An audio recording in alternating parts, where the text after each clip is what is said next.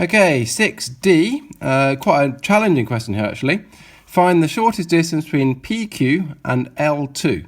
So to figure out what on earth's going on here, really you need to draw a picture.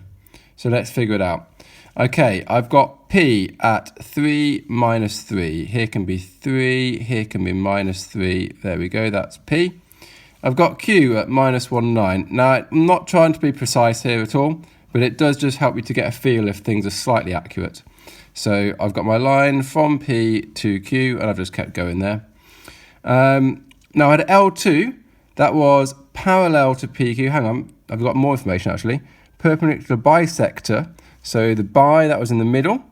What was the midpoint? We worked that in part 1. I think it was something like 1, 3, if I recall correctly. So that's the middle point. And the perpendicular bisector was called L1. So that's L1. Okay, L2, parallel to PQ, goes through 1 minus 2. So somewhere, here-ish, that can be 1 and minus 2 there. Parallel to PQ is there. So this is line L2. Right, what's going on? In part C, I also found the point of intersection between L1 and L2. So that was this place. Where was that? That was at something like minus a half and 5 over 2. So my picture's not perfect, but it's good enough. Okay, find the shortest distance between PQ and L. Well, when you draw the picture, it's kind of quite obvious that this is perpendicular. Remember, perpendicular bisector. So the shortest distance between these two lines, in fact, the constant distance between these two lines, is like the distance between here and here. So actually, a much easier question could have just said, find the distance between the midpoint and which is here, and the intersection point, which is here. So what I want to do is find the distance between here and here. So we're going to do Pythagoras. The difference in x-coordinates, something like this, squared, plus the difference in y-coordinates, squared, if you want to write it out like that.